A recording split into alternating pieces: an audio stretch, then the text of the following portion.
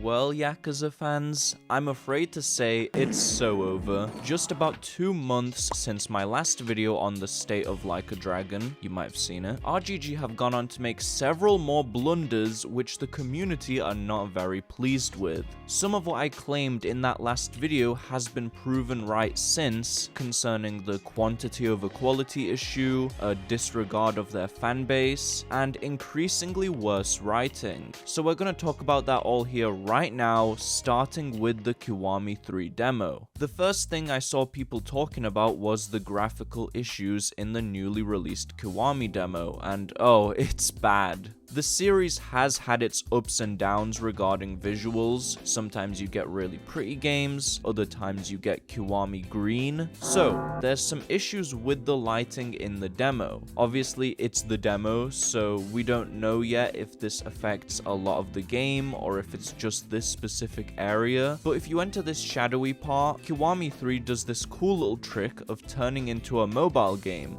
I personally don't get what all the fuss is about. I think it's great that RGG has optimized Kiwami 3 to run on smart fridges. Now, you could say it's cherry picking. Maybe this is in fact the only spot in the game where it bugs out like this. But I've got something to argue against that. I've heard the excuse thrown around that this is only the demo, it doesn't have to be perfect. But the demo is the exact thing that should be perfect, actually. People are forgetting what demos are. They are a showcase, a trial that is meant to sell people on a game. If any part of Kiwami 3 has to be good, it's the demo. RGG also has a history of not patching issues out later, so in other words, what we have here is our first representation of Kiwami 3, and it's not a great look.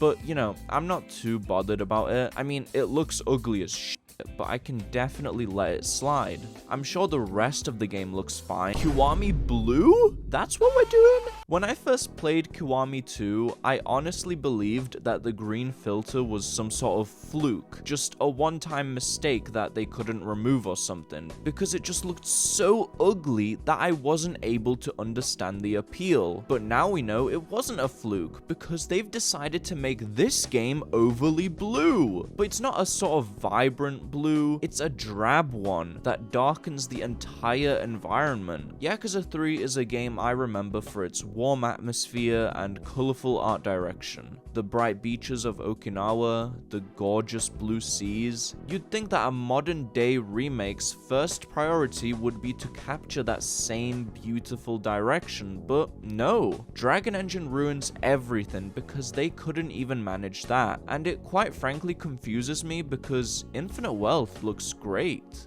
Why could they not do the same thing here? Why does it all look so dull? I'm trying to understand RGG here, but their decisions feel incoherent. They don't make sense. Who is asking for this filter? What does it provide for the game? Now, don't get me wrong, Kiwami 3 does look really saturated at times, but it doesn't capture that same style that the original had. You see, RGG's new approach to getting colorful visuals is just by boosting the saturation and contrast to the max, giving the visuals this really strong and rough look at times. I can see where they were going with it, but it just doesn't look good, especially side by side with the original Yakuza 3. Believe me, I'm not the type of person to say that remakes are bad and originals are always better, but genuinely, if you place these side by side, I would tell you that the original has way more charm and looks less video gamey than Kiwami. How does a remake look less realistic than its 17-year-old counterpart? Where are the budgets at Sega going? Because it's definitely not Yakuza. I do believe this lack of care and disregard for the consumer stems from them trying to rush development. All these oversights that have been popping up in their recent games is because their priorities are all over the place right now. They're trying to juggle so many projects and they're dropping the ball on each one. But, you know, while these are annoying mistakes, they're not deal breakers. RGG games all have their own quirks and problems, apart from Lost Judgment, so I can definitely forgive this.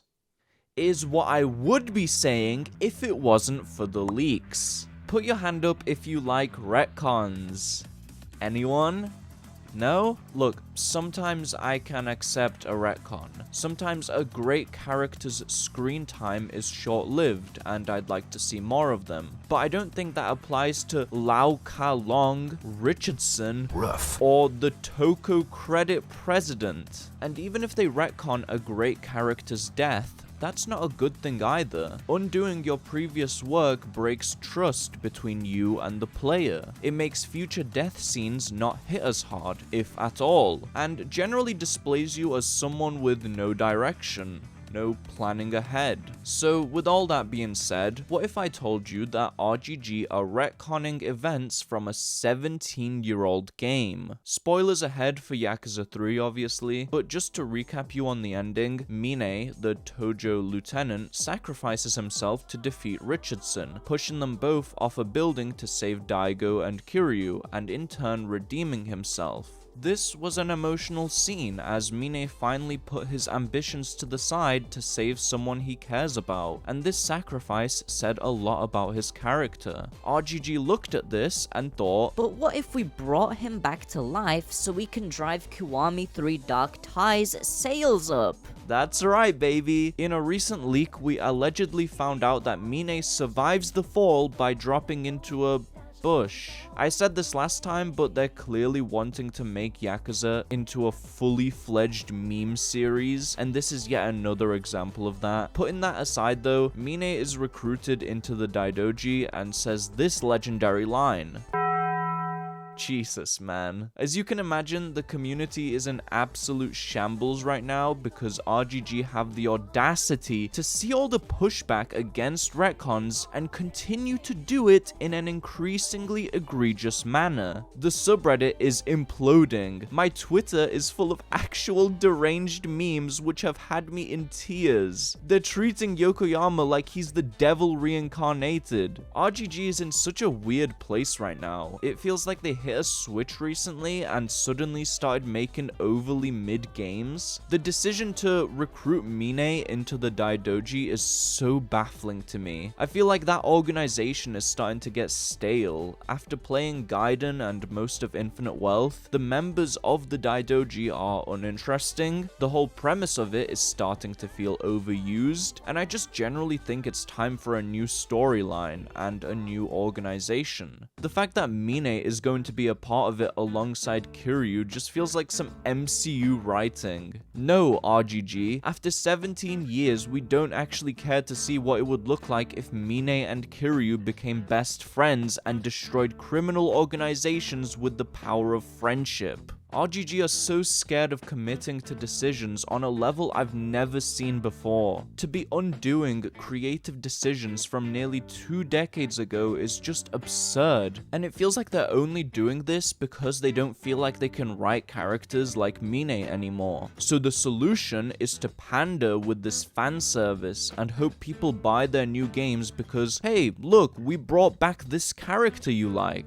We can safely assume that they'll bring back Ryuji next, with how much people love him and how much he means to Kiryu's story. Oh, and we can't forget about Sumeru. He deserves a spin-off game. Are you starting to see my issue with this? Yes, I dislike the way that Mine survives by falling into a bush. That's fucking stupid. Yes, I dislike that he's recruited into the Daidoji for some fucking reason. But my main issue is that this sets a really bad precedent for future RGG games. From here on out, nothing they write will matter anymore. There's no stakes. Some people have speculated and even hoped that they kill off Kiryu at some point, bringing his story to a close and allowing Ichiban or other future protagonists to take his place. But that is absolutely not something RGG are thinking about. They will milk the fan favorites for all they've got. Even if they kill them off, they'll leave the door open just in case. And I haven't even spoken about the best part. In these leaks, it's also supposedly revealed that Mine is not the only new Daidoji recruit. Hamazaki joins up too. I literally have no words for this.